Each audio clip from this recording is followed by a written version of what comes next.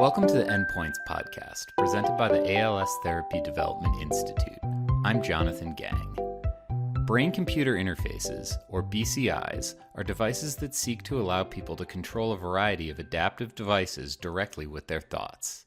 There are many BCI devices currently in various stages of development, with the potential to help people with ALS and similar conditions across many different activities of daily life. One particular area BCI devices may be able to support people with advanced ALS symptoms is communication. Many people with ALS rely on devices such as smartphones, tablets, and laptops to write or speak. All tools like these, collectively known as augmentative and alternative communication devices, or AACs, need some kind of input to work. This could mean using a keyboard, a touchscreen, or, for people with advanced paralysis, an eye gaze device. As ALS progresses, however, even eye gaze devices may become difficult for some people to use. BCIs, by allowing people to control AAC devices with their minds, could be a potential solution to this problem. Today, on Endpoints, we're joined by two experts to discuss BCI technology and, in particular, its potential to help people with ALS continue to communicate.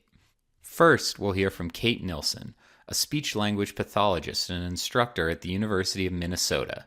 She is currently working as an advisor with Synchron, a company developing a minimally invasive BCI device that recently completed a small clinical trial and is currently preparing for a larger study. To start, Kate tells us about what an AAC device is and how speech-language pathologists use them to help people communicate. So if you really break it down, I always just think about it like augmentative. If you really look it up, it means to supplement, right? So augmentative communication is if somebody has speech, but it's hard to be heard in a loud environment. Well, then we could supplement that by maybe giving them a microphone. If somebody is just tired at the end of the day and they can't be loud enough, maybe we augment their communication by writing it down. Or using gestures, or it's something where they still have speech, but we're just doing some strategy or using some system to augment or supplement that communication. Alternative, of course, means an alternative way of communicating, right? So that would be if someone either isn't using their speech or has lost their speech, then we have an alternative way to communicate. So that would be like a speech generating device or, some other, maybe they just write and they don't talk at all. So it's both. And I think the reason we use that augmentative alternative communication is because it's not just one or the other. And it can change. Maybe some days it's an alternative form of communication and some days it augments depending on how you're feeling. So it's a big mouthful just to mean a way to either support or an alternative form of communication. But common ones that we use are just apps. So apps for phones or tablets or iPads, where there's typically a keyboard where you can type out a message, hit a button, and then the device speaks whatever you've typed out. Most apps will also have saved messages. So for instance, like I might have, "Hi, my name is Kate," as a saved message because I know I'm going to say that more than once. So if I have that message saved, I just hit one button and it speaks the whole thing, which of course is much, much faster than me having to type it out every time. And so lots of different options out there, but almost all of these apps would have a keyboard where you can type a new message, but then also ways to save commonly used or anticipated messages. I always say if you're going to come into clinic, have all of your questions typed in there ahead of time and all of the answers to the questions that we're going to ask you. So you can just hit one button and it says, "I wanted to talk to the doctor about so-and-so." And so then you have that and it comes out real quick. Now, that's a kind of a basic example of somebody who can access that. And that's kind of how we transition into the conversation of BCI, is that access method. To tell us more about what a BCI is and how it works, we'll hear from Dr. Lee Hochberg. Dr. Hochberg is the director of the BrainGate Consortium, a group developing another BCI device, as well as a critical care neurologist and neuroscientist at Massachusetts General Hospital, Brown University, and the Department of Veterans Affairs.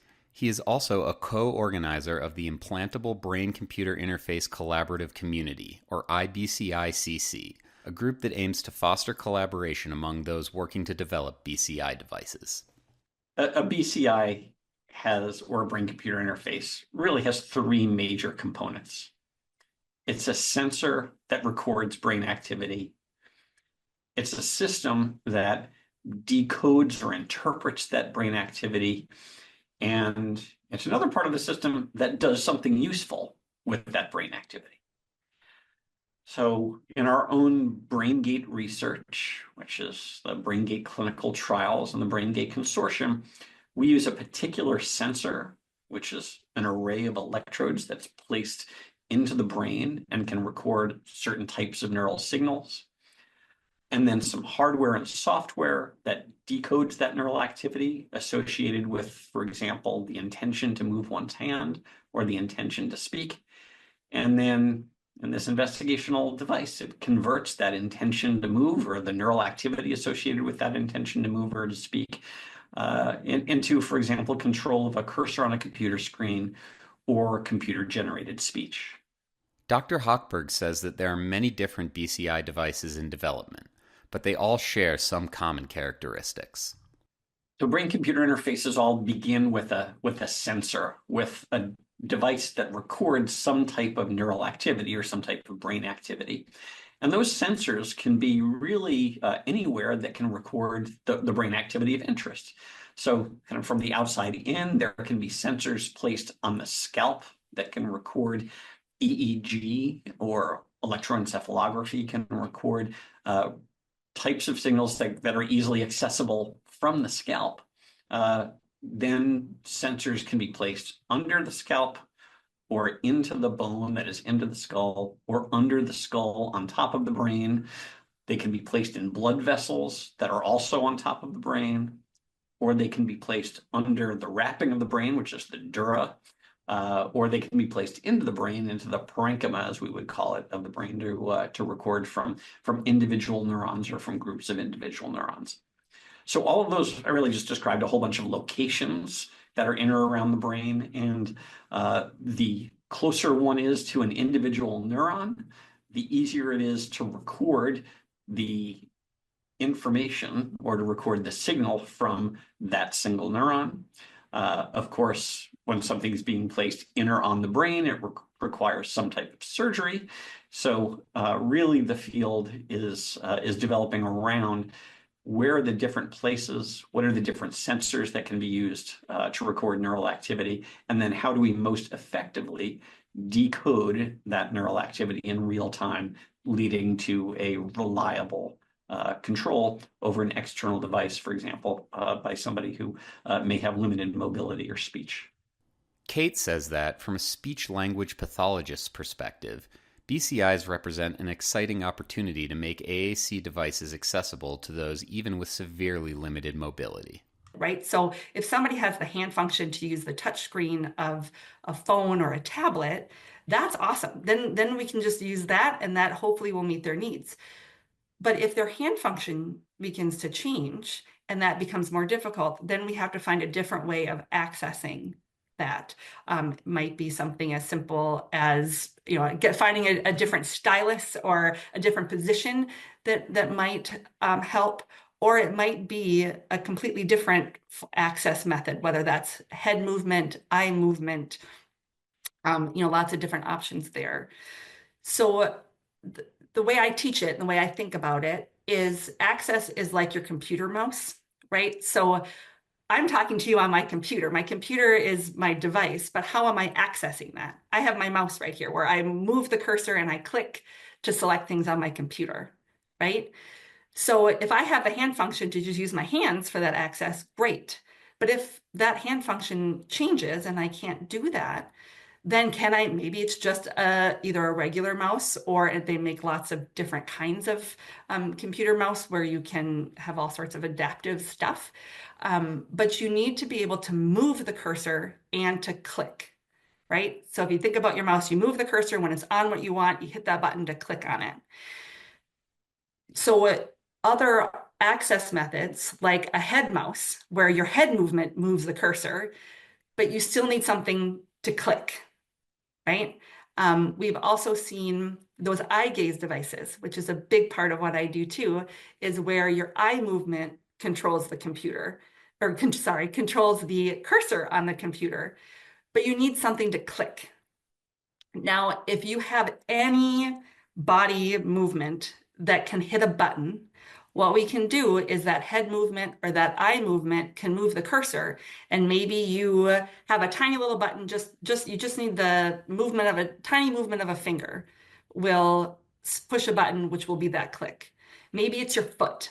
Like you move the cursor with your eyes, but then you hit a button with your foot, which does that click to select what you want. Being able to do that really increases accuracy and speed and independence, honestly, because then you know that the cursor is on what you want when you pick it. Currently, when somebody loses the ability to do some sort of click, when they have no body part that can hit that button, what we have to do is set the eye gaze or the head movement to dwell, which means that they have to stare at what they want for a set amount of time before it will select it. Like if I wanted to spell my name Kate and I was using eye gaze, but I had no body part that could click, I was just relying on the dwell. I would have to look at the letter K on an on-screen keyboard, and I would have to look at it and wait until it picked it. Then I would have to look at the A and wait until it picked it.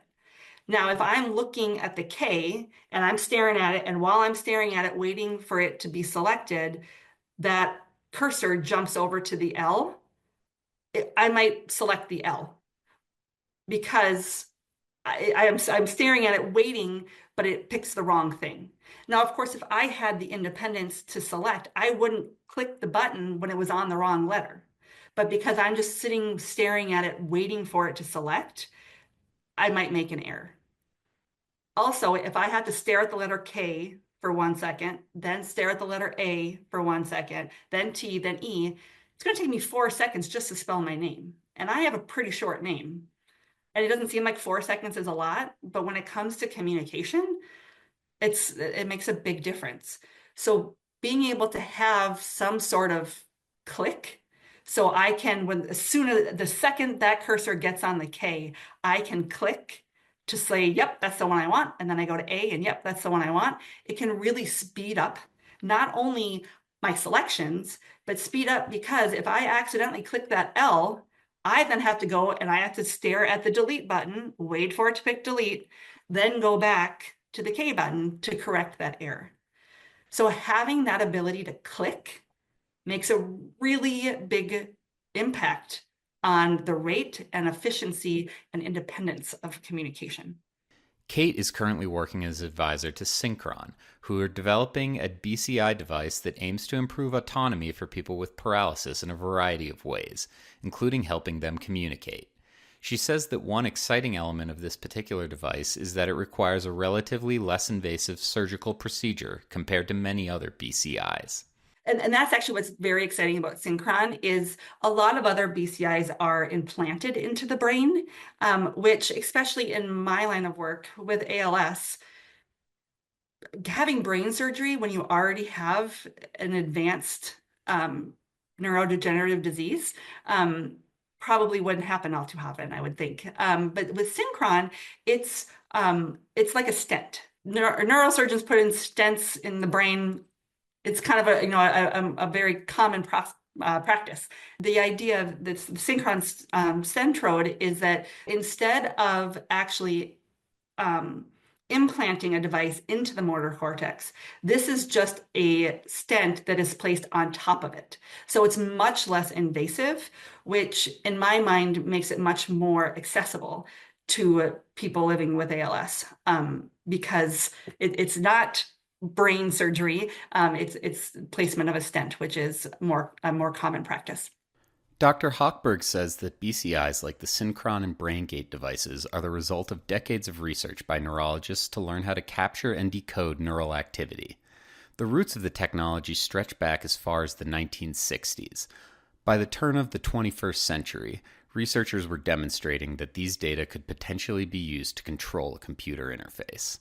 By around 2000, there had been a handful of really powerful demonstrations of in university laboratories of being able to decode neural activity associated with the intended movement, really of an animal in university research lab. So there's recording from brain activity, animal moving its limb in a direction, and it became clear that that neural activity could be understood to be related not only to the intended or to the actual movement, but that just looking at the brain activity, one might be able to predict with some degree of accuracy how an animal was, for example, reaching out to pick up a pellet of food.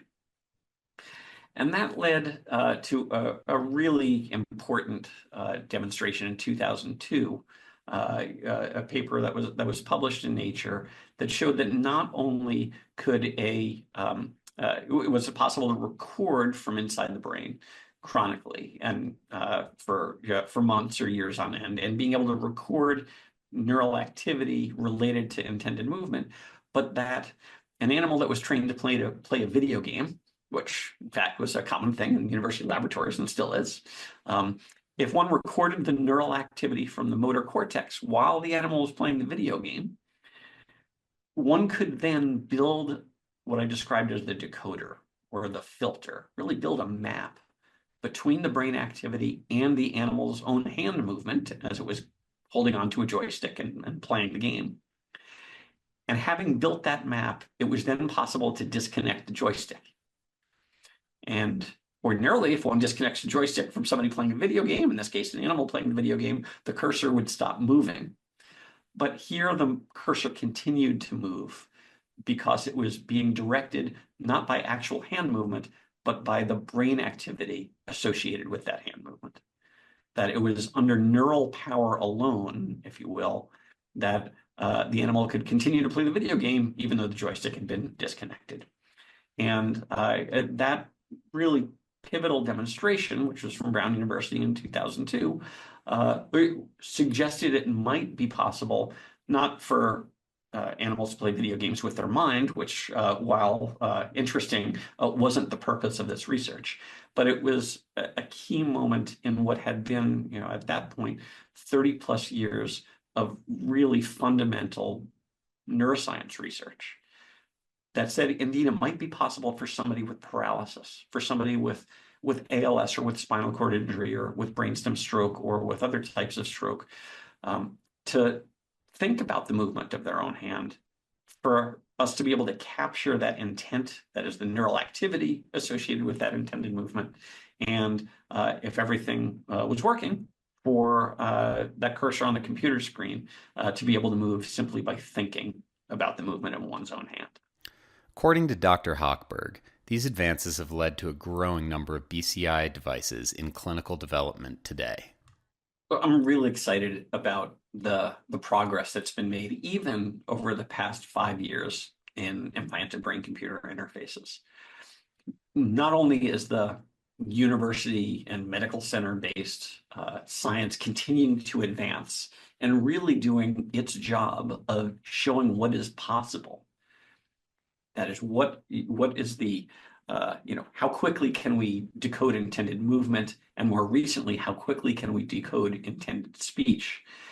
But just as exciting is that the number of companies that have entered this space, doing exactly what we need industry to do to identify the very best of the academic research, to say, okay, that works, but now we need to make it slightly better and slightly more focused and actually create a medical product, create a device that has a very specific goal. And several companies have wonderfully entered the field to take a modern and advanced approach to recording neural activity, to developing fully implanted systems, much like cardiac pacemakers are fully implanted and deep brain stimulators help people with movement disorders are fully implanted systems.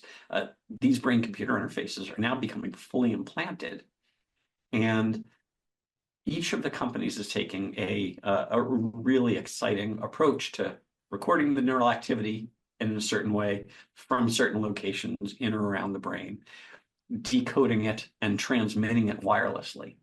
And this, I think, is going, and really already has begun to kind of signal a new and important era in the development of these BCIs. However, there are still challenges to overcome before BCI devices can see wider adoption, both technological and regulatory. Recognizing that implanted brain-computer interfaces have tremendous potential, but also recognizing that there are some regulatory and reimbursement and other challenges ahead. The IBCI-CC formed to bring together just this incredible group of stakeholders who have lots of different inputs and lots of different perspectives on how we can get these devices from where they are today across the finish line. And across the finish line means approved, reimbursed, and truly and widely available and accessible. In order to get there, the IBCICC now has a number of really interesting work groups. One that's focused on outcomes measures. What's the right way to measure that a BCI is working the way that we want it to? There's a work group that's focused on thinking about payers and reimbursement. What's the right approach? What are the criteria for ensuring that these devices, if hopefully proven to be both safe and effective, that those devices can then get reimbursed? They're really interesting questions kind of in the realm of ethics and data security. If one is recording from the brain 24 hours a day, 7 days a week, those neural data have a lot of information in them.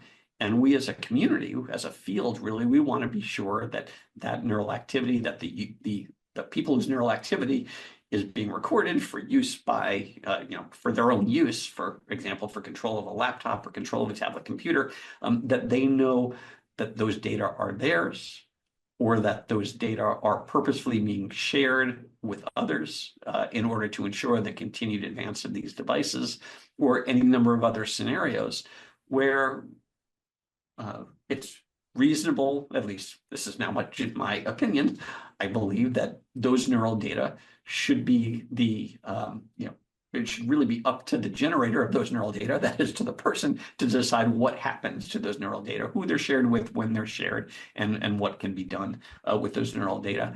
There are groups that are interested in making sure that education and public awareness of these devices, that there's accurate information that's available and is being shared, and a handful of other just key topics that we need consensus on. We need to make sure that people with lived experience of paralysis, people with lived experience of ALS are contributing to not just the design of the devices, but the way that these devices become available. What we all want, when I put my physician hat on, I want something now. And I want something that works. I want it to be safe. I want it to be reliable. And I don't want it next year or in 10 years. I actually want it today because I want it to help the patient who is in front of me.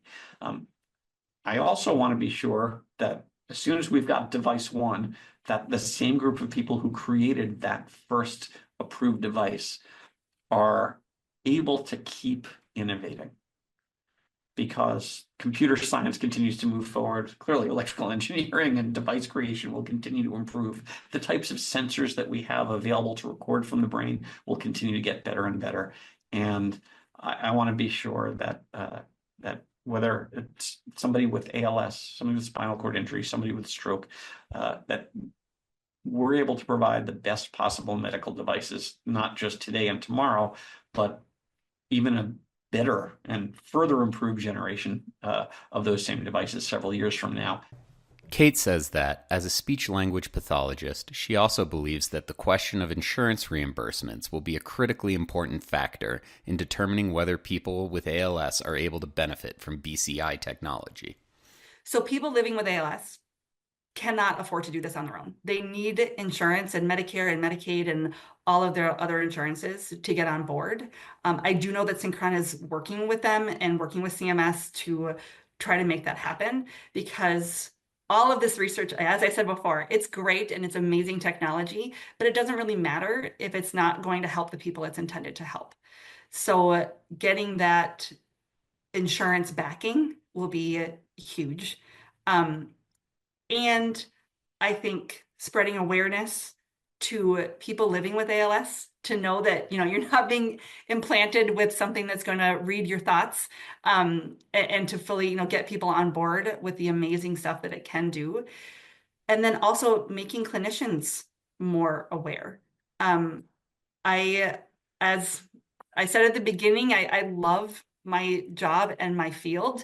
AAC is a very small part of my kind of specialized field. And so having speech language pathologists who feel comfortable enough with AAC in general, but then also are willing to learn this other access method or these other parts of it, I think that's really what's going to make it successful in the end. Because I also heard research recently that how successful someone is with AAC doesn't have as much to do with their age or their baseline technology understanding, how techie they are. It's all in how much support they have. So do they have the support to help them learn how to use it? And then do they have the means to get it through insurance or whatever means is available?